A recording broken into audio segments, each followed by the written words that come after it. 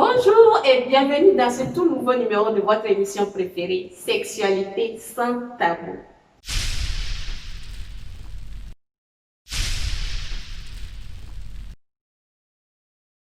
Eh bien, je suis encore accompagnée de mon invité spécial, M. Festus Tabaclé, l'apprenti sexologue. Bonjour, M. Festus. Bonjour, madame. Comment vous allez? Je me porte comme une chambre. Super. Eh bien, chers téléspectateurs, aujourd'hui, nous allons nous baser sur quelques questions de la sexualité sans tabou. Des questions sans tabou, bien sûr. Certaines personnes, à un certain moment de leur vie, se posent des questions à savoir ce qui ne va pas. Parfois, la vie sexuelle bascule, à telle sorte qu'on se pose la question à savoir qu'est-ce qui ne va pas. Est-ce normal? Est-ce que je vais bien? Est-ce que je dois consulter un spécialiste? Eh bien, nous allons évoquer quelques questions sur ce plateau. Monsieur Festus, vous êtes prêt? Allons-y. La première question. Est-ce avoir une vie sexuelle est synonyme d'avoir des rapports sexuels fréquents? Merci pour la question. Avoir une vie sexuelle, est-ce que cela sous-entend forcément avoir des rapports sexuels, si je comprends bien votre question? En fait, cela dépend des personnes et cela dépend des cas. Mais ce sur quoi il faut attirer l'attention ici, on peut avoir des contacts sexuels avec son partenaire sans forcément pénétrer la personne. C'est-à-dire que vous pouvez créer autour de vous pour votre relation sexuelle ou bien pour vos ébats. Vous pouvez initier des caresses, des intimités, des attouchements complices, sensuels, sans que cela ne se termine forcément par la pénétration ou bien par le coït. Je ne sais pas si vous comprenez. Je comprends. Cela sous-entend que l'orgasme peut-il aussi arriver sans forcément passer par l'acte coït ou bien la pénétration. L'éjaculation aussi, je vois.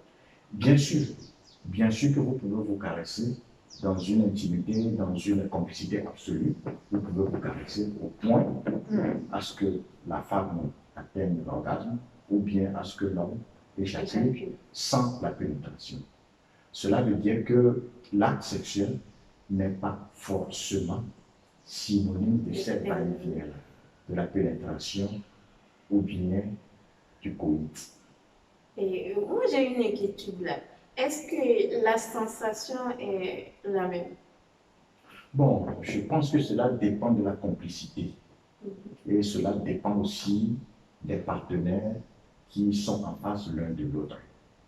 Si vous connaissez les points focaux de votre partenaire et que vous touchez à ces points, forcément que cette personne-là peut atteindre l'orgasme sans que vous ne pénétrez forcément cette personne.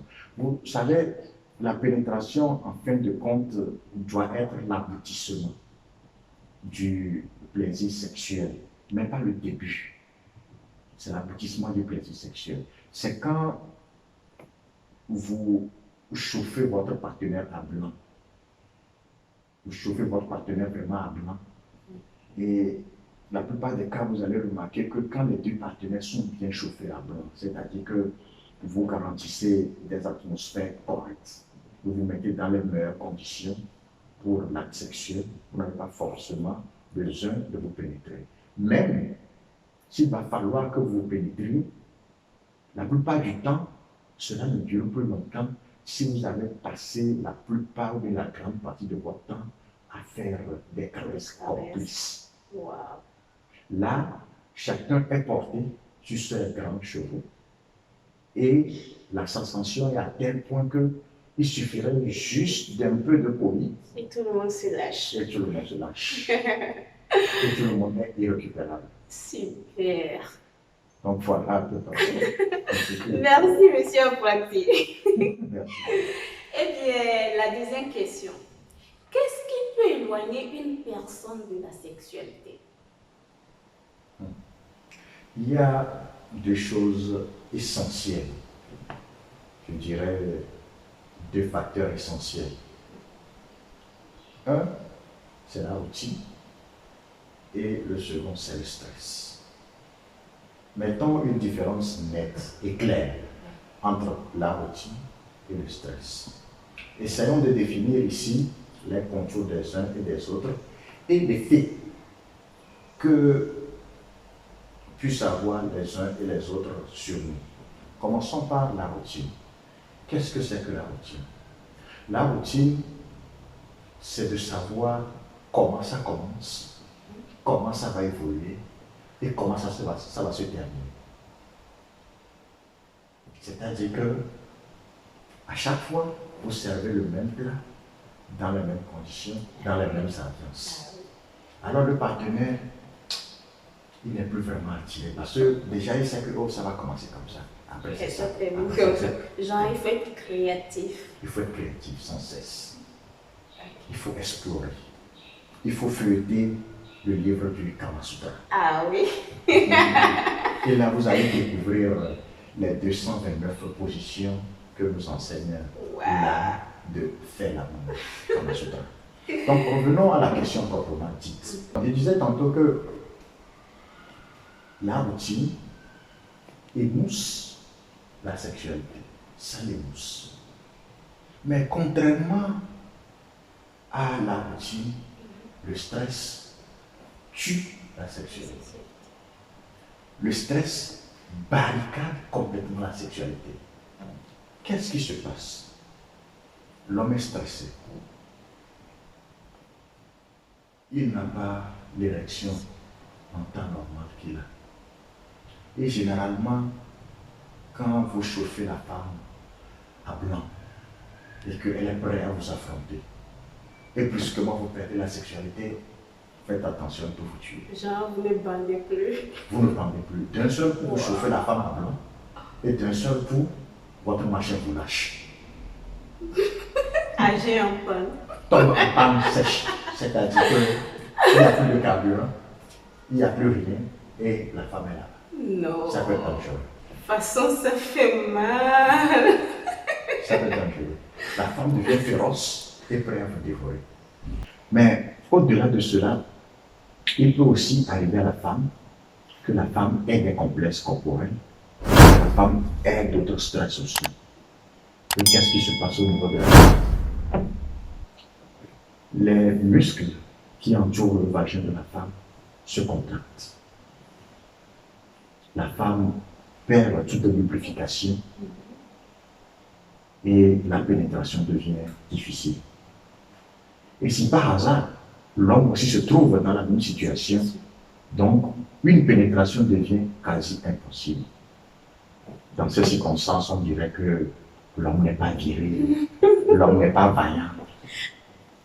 Bien que nous sommes loin de tous ces deux phénomènes que je viens de citer, mais c'est dû au cours du stress.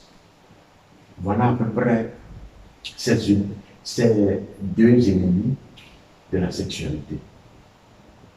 La routine et le stress. Bien que la routine est moins sévère, et dans notre jargon, nous disons souvent que la routine émousse le désir de la sexualité, mais que fait le stress? Le stress anéantit complètement la sexualité. Alors les gars, méfiez-vous, quand vous vous sentez très stressé, n'allez pas risquer. N'allez plutôt pas risquer. Donnez-vous le temps de revenir en vous et de contre-attaquer. Sinon, vous risquez complètement de vous faire blâmer. Mais au cas où l'homme vante et c'est la femme qui refuse de mourir, est-ce que l'usage d'un lubrifiant peut au moins faciliter quelque chose? Oui, dans ces circonstances, l'usage de lubrifiant peut faciliter beaucoup de choses. Mais il y a une chose ici qu'on doit éclaircir, qu'on doit comprendre, est que quel que soit le lubrifiant, quel que soit le laboratoire, quel que soit le docteur et les chimistes qui l'ont fabriqué, il n'y a aucun lubrifiant, je dis bien aucun lubrifiant, qui égale, ou bien qui peut s'égaler à la lubrification naturelle de la femme. Ça, c'est sûr. Ça, c'est inégalable. Donc, le meilleur est qu'on utilise le lubrifiant pharmaceutique pour inciter la femme à ce qu'elle arrive à s'auto-sécréter, à ce qu'elle s'auto-lubrifie. C'était là, ou bien ces lubrifiants, à vrai dire, sont juste là au début pour faciliter les premières pénétrations. Et puis attention, les gars qui ont l'habitude d'utiliser leur salive là, arrêtez ça. Passer à la pharmacie chercher des lubrifiants, c'est mieux. Avec la salive, ça c'est encore plus grave parce que ça ne tient même pas au bout de 10 secondes. Ah oui. Là, les lubrifiants aident encore, ça dépend aussi. Bon, ça sera une autre édition, nous allons revenir sur les différents types de lubrifiants. Nous allons apporter les quelques-uns. Ces lubrifiants-là qui sont plus visqueux, il y a même d'autres qui sont des huiles spécialement naturelles, bio, qui n'auront aucun effet secondaire sur le corps de la femme, ni sur le corps de l'homme. Nous reviendrons sur ces lubrifiants aussi. Super. La troisième question. Entre l'homme et la femme, qui ressent le plus le besoin de faire l'amour? Une très belle question. Là, je dirais que les besoins sont partagés. Néanmoins, vous savez, les femmes sont généralement discrètes. L'homme se vante plus, l'homme s'écosille, ses poumons, là, dit que nous sommes comme ceci, nous sommes comme cela, c'est notre ego. Mais la femme, ou bien les femmes sont autant, peut-être même plus. Mais c'est qu'elles ne l'expriment pas. Elles sont plutôt du genre réservé. Elles arrivent à taire leurs émotions. Comment ça se passe? Quand vous considérez un couple, l'homme est celui-là qui est le plus actif. Les hommes, généralement, je le dis à qui veut l'entendre, ce sont des concurrents. Pas toujours. Ce sont des prédateurs. Non, la plupart du temps. Ah oui. Comme pour la majorité des hommes. Peut-être bien. La majorité des hommes, ce sont des prédateurs. Ce sont des chasseurs aguerris. Et un chasseur aguerri aime brandir ses trophées de chasse. J'ai tué le tigre, j'ai tué le panthère, j'ai tué le lion, etc., etc. Le lézard. Tandis que la femme, par contre, ses calculs, elle est restée discrète. Donc, à vrai dire, il n'y a aucune différence, selon les sondages, il n'y a aucune différence entre l'homme et la femme qui aime plus le sexe ou bien qui désire plus le sexe. Tandis que l'homme est viril, l'homme est impulsif. Mais la femme trouve plutôt d'autres moyens, plus ou moins dissimulés, leur petite caprice, pour annoncer l'événement. Tandis que l'homme, c'est un concurrent, il veut jouer le macho, il dit que bon, ce soir, je veux qu'on s'amuse un peu. Tandis que la femme ne compte pas faire de jeux tout. Pourtant, il suffit juste que la femme laisse tomber son pagne pour que l'homme commence à trémousser. Donc, les femmes ont aussi leur manière d'attirer l'attention sur elles qui est différente de celle que font les hommes. Les hommes sont généralement virils, impulsifs, directs, c'est moi le macho. Wow, super. La question suivante. Il arrive parfois que l'on n'a même pas envie de faire l'amour. Ou l'on a envie de faire l'amour, mais du côté de l'homme, il ne bande pas. Du côté de la femme, elle n'arrive même pas à mouiller. Est-ce que ce phénomène est lié à la psychologie? Oui, vous savez, il y a les muscles spéciaux et des hormones spéciaux qui interviennent lors des rapports sexuels. Et malheureusement, parfois, pour certains, ils sont en train de prendre des médicaments pour booster leur libido. Pas seulement, bon, c'est pas là où je veux en venir, pas pour booster leur libido, mais il y a certains qui sont en train de prendre certains médicaments pour soigner des pathologies sans cesse grandissantes. Donc, il arrive qu'ils prennent certains médicaments pour s'en sortir. Mais au-delà de ça, nous avons cité un phénomène plutôt que nous avons nommé le stress. Le stress dans la famille, sur son lieu de travail, d'une manière générale aussi, conduit la plupart du temps à ce que le corps de la femme se rétrécisse, à ce que le corps de la femme ne puisse se montrer au rendez-vous de l'acte sexuel. Donc là, ça devient plus compliqué et l'homme se retire sur lui. Il essaie de pénétrer par peu, ça ne vient pas, la femme ne mouille pas, tout est sec. Et cela dégoûte. Match nul. Le mec a reporté. Intérieurement. Donc voilà, bref, c'est du stress, aux soucis, aux problèmes que on n'a pas traité en amont, mais qu'on sent l'envie. Mais l'envie là qu'on sent, ce n'est pas vraiment le désir, mais on pense que avec l'acte sexuel, on peut arriver à éliminer certains stress. Tandis que ces stress-là ne proviennent pas de l'acte sexuel. Mais comment est-ce que vous pouvez les éliminer? Donc, généralement, nous conseillons aux gens de résoudre les problèmes en amont et après revenir sur l'acte sexuel pour que l'épanouissement de l'acte sexuel puisse atteindre le niveau souhaité. Et là, ensemble avec votre partenaire, vous pouvez atteindre la sensation suprême que nous avons sur Eh bien, merci. Est-ce que la consommation de certains produits peut agir sur la sexualité d'une personne? Bien évidemment. Bien évidemment. Vous savez que le corps d'un humain, c'est une machine. C'est comme si vous achetez une nouvelle voiture. La manière dont elle va fonctionner sera différente de 20 ans après. Alors nous sommes aussi des machines. Et arrivé à une époque de notre vie, certains de nos organes commencent par se fatiguer. Et cela crée des pathologies. Donc qu'est-ce qui se passe?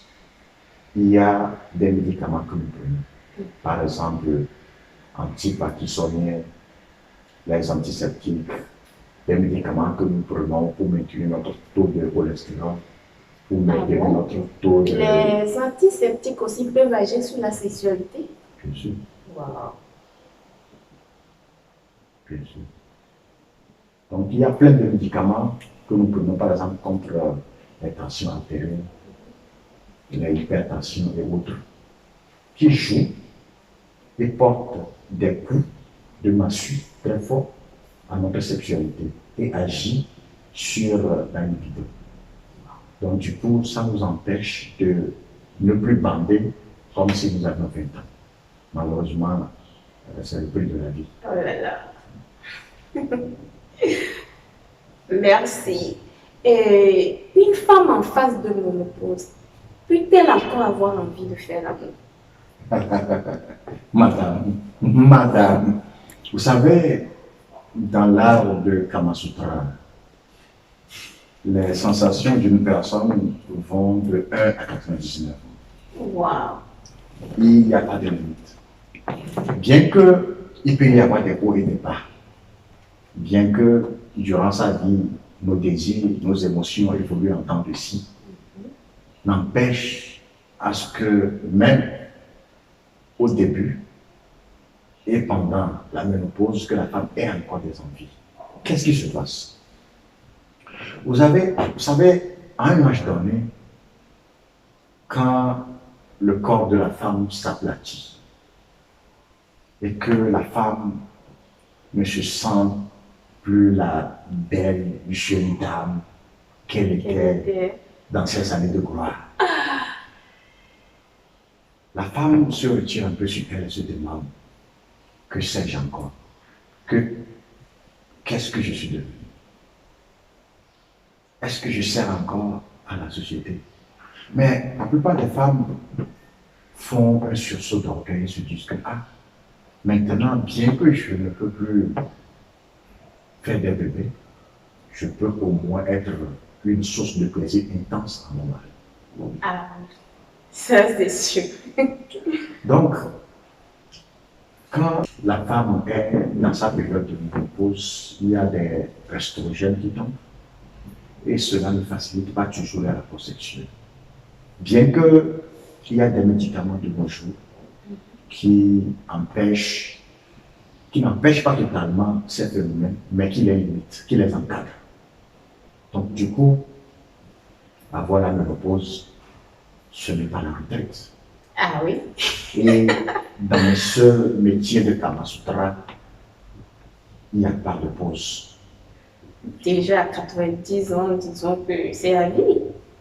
C'est la vie. C'est pourquoi je disais tantôt que dans l'art de faire l'amour, le Kama Sutra, que c'est de 0 à 99 ans. Je ne sais plus quel chanteur français disait, il me semble que c'était Michel Sardou. Il disait que l'amour, que c'est jusqu'à 99 ans. Il ne pas 100 ans. Donc voilà, être dans la période de ménopause ne doit pas empêcher L'envie de faire l'amour. l'envie. Votre vie ne s'arrête pas. Votre vie sexuelle ne peut pas s'arrêter à la ménopause.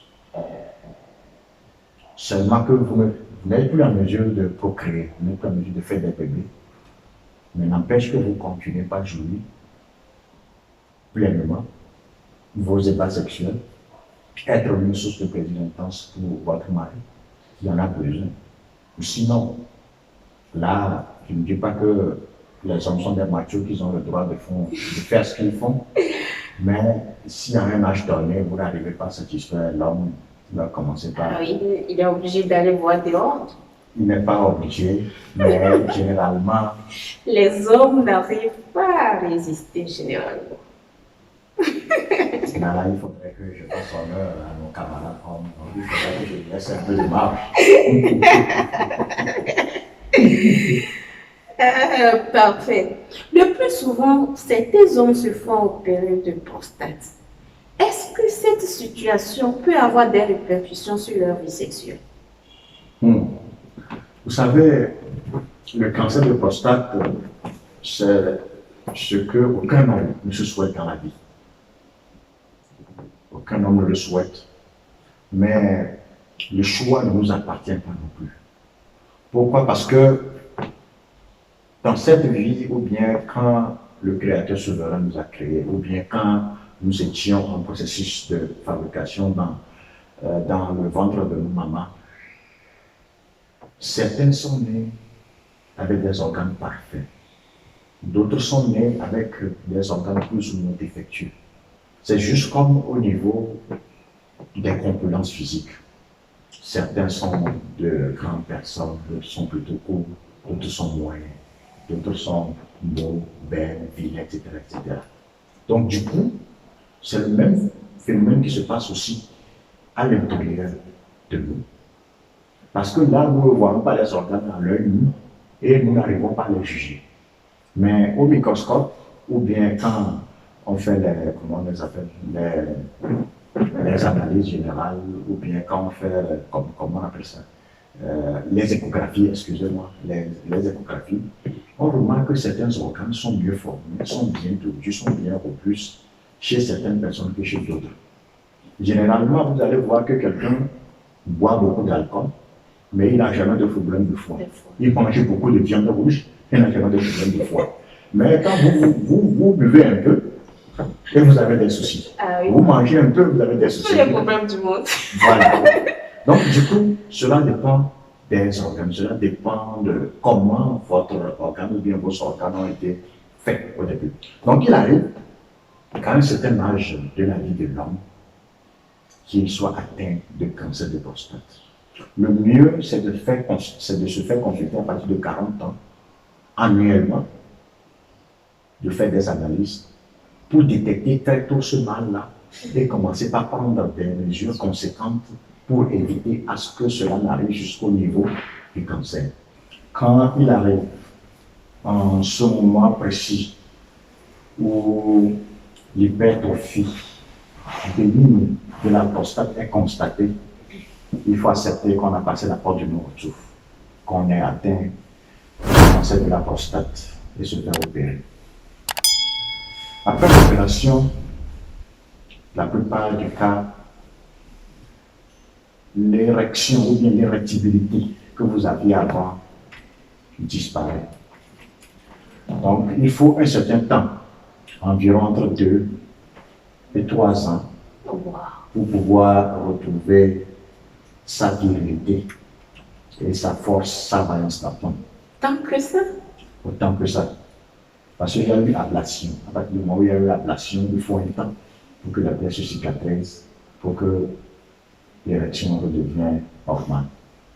Mais malheureusement, après de pareilles opérations, l'éjaculation chez certaines personnes disparaissent catégoriquement et définitivement.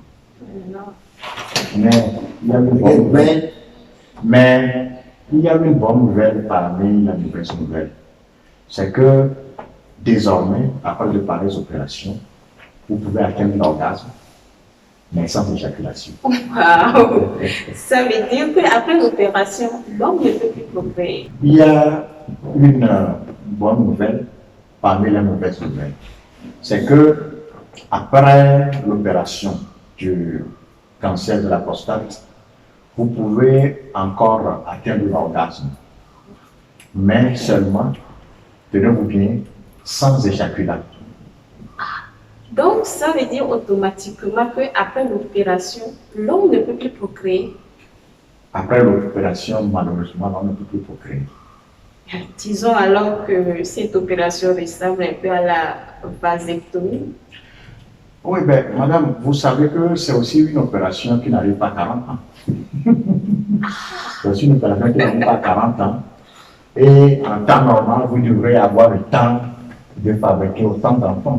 Ça veut dire que vous aurez déjà pu vivre votre vie avant que... Au fait, l'opération ne s'estompe pas au même moment que votre érection.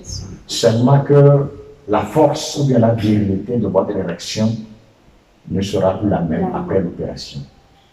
Là, il faut attendre, tel que je le disais tantôt, 2 à 3 ans pour pouvoir retrouver sa virilité ou bien sa force d'attente. Malheureusement. Voilà ce que nous pouvons dire sur cette thématique.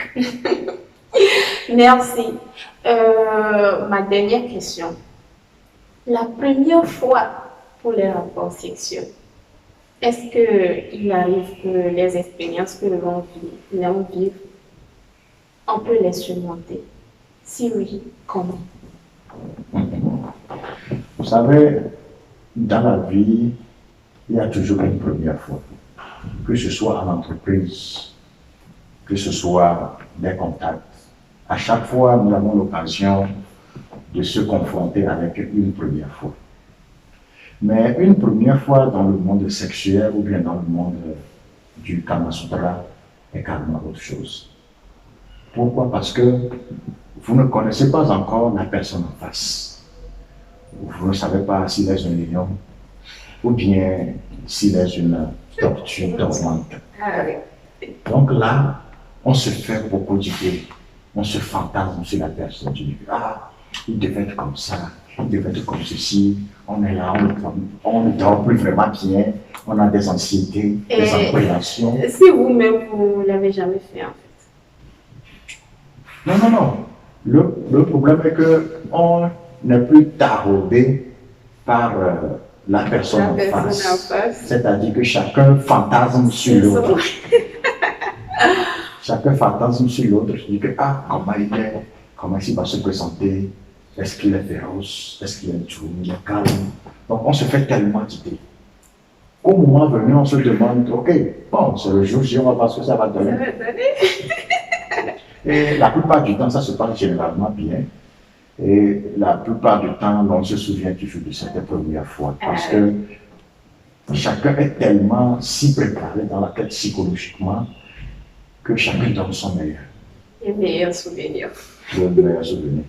Maintenant, au-delà de ces souvenirs, encore faut-il ajouter ici que il y a des complexes corporels, des complexes physiques que l'on veut dissimuler, que l'on ne veut pas facilement montrer. Et la plupart du temps, ou bien par expérience, c'est au niveau de la femme. Et vous savez généralement que pour la femme, se mettre nue devant un homme, surtout dans mon milieu, si cela n'a jamais été une chose aisée. Bien que pour certaines, c'est un jeu d'enfant, mais pour la plupart, c'est toujours quelque chose de pas facile. Cela arrive aussi chez certains hommes qui sont obligés d'une manière ou d'une autre de cacher leur sexe, soit parce que c'est trop petit, trop court, parce que c'est peut-être trop court. Il y a chez d'autres aussi où c'est trop long. Parce qu'il faut aussi savoir une chose. En ce qui concerne le sexe des hommes, il faut aussi dire que les malformations, ce n'est pas seulement au niveau des membres. Il y a aussi des malformations au niveau du sexe. Et malheureusement, le bon Dieu donne à certains le trop petit et donne à d'autres le trop grand. Malheureusement. Mais nul ne peut décider de son sort tel qu'on n'a pas choisi nos parents. Ah oui. On n'aura pas choisi nos sexes non plus, malheureusement. Heureusement que le plus important, c'est le savoir-faire. Le plus important, si il fallait le rappeler ici, ce n'est pas d'avoir un gros membre ou bien un long membre, mais c'est de maîtriser le Kama Sutra ou bien la position du Kama Sutra. Arriver, malgré son petit engin, à donner le meilleur à la personne en face de soi. Mais ne faites pas l'erreur à ce que quand vous avez un petit engin et que vous rencontrez une femme qui n'est pas clitoridienne, alors vous avec votre petit engin, vous n'allez jamais la satisfaire parce que vu qu'elle n'est pas clitoridienne et qu'elle est vaginale, alors il va falloir pénétrer tout au fond afin qu'elle puisse être satisfaite. Et il n'y a pas de position qui pouvait aider à satisfaire la femme. Si la femme n'est pas clitoridienne et que la femme est vaginale et qu'il faut pénétrer au fond, et que vous sortez avec un engin de 2 ou bien de 3 cm, malheureusement, quelles que soient les 229 positions de la Kama Sutra, à la fin de la journée, les Ivoiriens vous diront que l'appareil photo ne fait pas marcher. Ah, L'appareil photo ne fait pas marcher. Donc, du coup, il y a de nos jours des appareils, mais je ne vous le recommande pas. Il y a de nos jours des appareils sophistiqués plus ou moins qui permettent, après 1000 pompages, de grossir la forme de son engin. Okay. Mais il y a aussi des conséquences bilatérales, il y a aussi des effets secondaires. Les gens se retrouvent parfois avec des membres énormes qui ne peuvent plus supporter entre leurs jambes et se fassent opérer. Donc chez certains, ça réussit, mais chez certains, cela tourne au vinaigre et au cauchemar absolu. Il vaut mieux rester naturel. Il vaut mieux rester naturel. Et surtout, le plus important, quand vous savez que vous avez un tout petit engin, ce n'est pas de votre faute.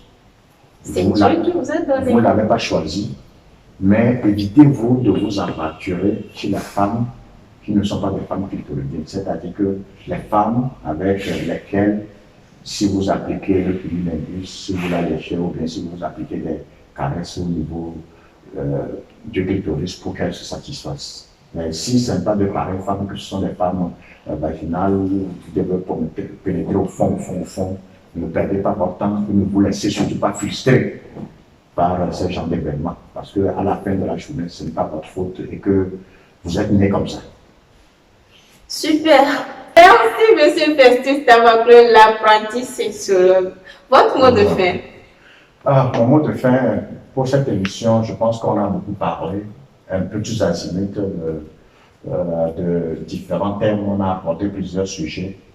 Peut-être qu'avec le temps, ces différents sujets que nous avons abordés en essayant de les synthétiser, en essayant de les compiler en des informations courtes, peut-être qu'il y aura des émissions qui vont durer 30 minutes ou bien 15 minutes spécialement pour chacun des thèmes qu'on a débattus aujourd'hui. Mais s'il y a des points d'ombre, si vous avez des questions, telles que nous l'avons dit dans cette émission, c'est sexualité sans tabou. Alors nous remarquons que les gens ont plutôt tendance à nous inboxer à nous poser directement les questions plutôt que de les écrire directement que ce soit sur nos pages Facebook, nos pages YouTube, etc., etc. Tandis que nous pouvons donner des conseils que, par rapport à l'étendue de nos connaissances, à l'étendue de nos recherches. Mais n'empêche qu'il y a encore d'autres internautes, peut-être sur des sujets plus aguerris, plus informés, qui peuvent apporter des aides. Alors, n'ayez pas honte. Le sexe rythme notre vie de tous les jours et je ne pense pas que nous devons en avoir honte. Pourquoi? Parce que chacun de nous porte un entre ses jambes. C'est omniprésent. Chacun de nous porte au moins un entre ses jambes. Pourquoi faire semblant? Pourquoi avoir honte? Pourquoi se dissimuler derrière des apparences? Je pense que c'est le propre de l'Africain. Nous sommes nés, nous avons grandi comme ça. Mais à partir du moment ça s'appelle de l'hypocrisie. Hein. Voilà. À partir du moment où nous avions accepté certaines, je ne dirais pas croyances, que nous avons accepté certaines civilisations et que nous nous sommes accommodés dans ce village planétaire, il va falloir aussi que nous acceptions certaines choses. Il va falloir que nous évoluions aussi sur d'autres détails pour qu'ensemble on puisse apprendre. Exactement. Car nul ne peut prétendre détenir le savoir absolu. Merci. Ok. Merci, et bien, mesdames et messieurs, nous voici à la fin de cette émission. Nous vous remercions de votre attention et merci surtout à mon invité de tous les jours. Portez-vous bien. N'oubliez pas de vous abonner à notre page Facebook et YouTube.